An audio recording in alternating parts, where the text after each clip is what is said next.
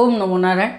હું અરુણાબેન પી ગોસ્વામી સુરતથી તમારું સ્વાગત કરું છું અરુસ કિચનમાં. તો આજે આપણે બનાવશું કાચા ટમેટા અને બટેટાનો સંભારો. તો અત્યારે માર્કેટમાં કાચા ટમેટા ઘણાય આવે છે, તો આપણે બનાવી શકીએ એમ. તો એના સારું આપણે તો તીખાસ માટે આ મરચાં લીધા છે 3 થી 4 ને 2 આપણે બટેટા આ રીતે છાલ કાઢીને લીધા, સુધારી લેવું. અને ટમેટા તો કાચા ટમેટા આપણે આ 5 નંગ લીધા છે, તો લગભગ 250 ગ્રામ જેટલા એમ. અને નોર્મલ મસાલા જો હે આપણે રાઈ, જીરું, મીઠું એ બધું, ધાણા જીરું એ રીતે એમ. અને તેલ જો હે, અને થોડીક આપણે એમાં ખાંડ નાખીશું, તો થોડીક ખાંડ, બસ આટલી વસ્તુ જો હે. તો પહેલાં આપણે તેલ ગરમ મૂકી દેવું. તો કઢાઈ લીધીશ, ગેસ ચાલુ કરશું અને આમાં આપણે થોડું તેલ નાખી દેવું વઘાર માટેનું. આ રીતે અડધા ચમચા જેટલું તેલ ગરમ થાય ત્યાં સુધીમાં આપણે ટમેટાં અને બટેટા બેયને સુધારી લેવું. તો બટેટા છે એને તમે લાંબી સ્લાઈસ આપણે કરી શકીએ, એટલે આ રીતે આપણે છાલ કાઢીને રાખ્યા. તો આ રીતે પહેલાં આ રીતે આપણે પાતળી સ્લાઈસ કરશું. આ રીતે બધા બટેટાને, એટલે જલ્દી પાકી જાય. તો આપણે આ બટેટા અને મરચાં સુધારી લીધા. તો પહેલાં આપણે બટેટાનો વઘાર કરશું, ટમેટા પછી સુધારશું. તેલ આપણું ગરમ થઈ ગયું, તો એમાં આપણે નાખીશું રાઈ અને જીરું. હવે એમાં મરચાં નાખી દઈએ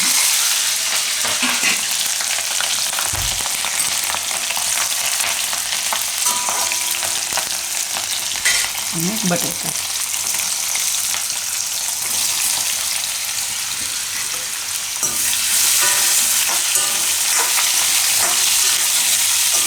બટેટાને થોડીક વાર પાકવા દઈને આપણે મીડિયમ ગેસ રાખીને વચ્ચે વચ્ચે હલાવતા રહીએ. બટેટા આપણા પાકે ત્યાં સુધીમાં આપણે ટમેટાને સુધારી લઈએ.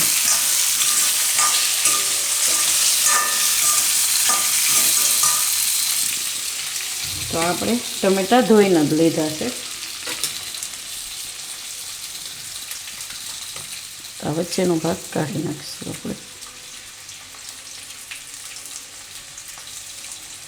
નાની આપણે આ રીતે સુધારી લેવું સ્લાઈસ કરીને.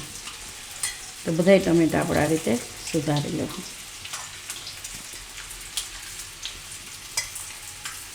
તો ટમેટા આપણે આ રીતે સુધારી લીધા છે અને બટેટા આપણે એકદમ સરસ આ રીતે પાકી ગયા છે. તો ટમેટાને પાકતા વાર નહીં લાગે, એટલે બટેટા પહેલાં થોડીક વાર આપણે એને પકાવી લેવાના. તો હવે આમાં આપણે નાખી દઉં ટમેટા.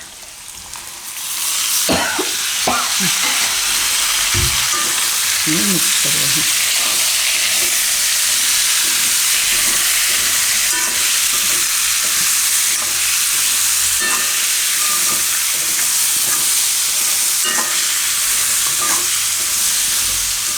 હવે મસાલા નાખી દઉં. તો મીઠું નાખી દઉં સ્વાદ પ્રમાણે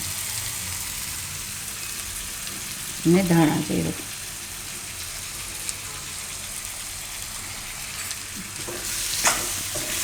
આપણે હળદર નહીં નાખીએ એમાં, તમારે નાખવી હોય તો નાખીએ. આપણે આનો ઓરિજિનલ કલર આ રીતે જ રહેવા દે. થોડીક વાર પકાવી લેવું કે ટમેટા થોડા પાકી જાય. તો આમાં આપણે ટમેટાને થોડીક વાર પકાવી લીધા. તો સામનું થોડીક વાર ફેરવશું એટલે પાકી જાય. સંભારો હોય તો એને એકદમ તો આપણે પકાવવાનું ન હોય, થોડોક ઓલો રાખવાનો હોય, બહુ ગળી જાય એવો ન હોય એમ. હવે આપણે એમાં નાખી દઈશું ખાંડ. તો આ ખાંડથી તમને મીઠો નહીં લાગે સંભારો, પણ થોડુંક ખટાશને બેલેન્સ કરવા માટે એમ, કે ટમેટા ખાટા હોય તો થોડોક મીઠો સ્વાદ આવી જાય એમાં, તો બેલેન્સ થઈ જાય એમ. અને આપણે ગુજરાતીઓના ઘરમાં તો સંભારા ન હોય એ બને જ નહીં. કોઈ પણ જાતનો સંભારો જોઈએ જ એમ. તો અલગ અલગ રીતે આપણે અત્યારે ટમેટાની સિઝન છે, તો આ રીતે આપણે બનાવી હતી. અને ટમેટાનો આપણે લોટવાળો સંભારો એ બનાવી હતી, જે આપણે પહેલાં બનાવેલો જ છે એમ. તો ગેસ હવે બંધ કરી દઉં અને આપણે નીચે ઉતારી લેવું.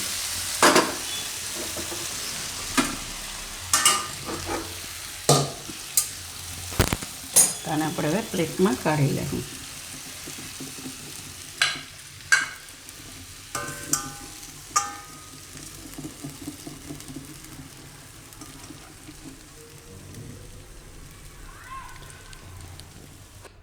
તો તૈયાર છે આપણો કાચા ટમેટા અને બટેટાનો સંભારો.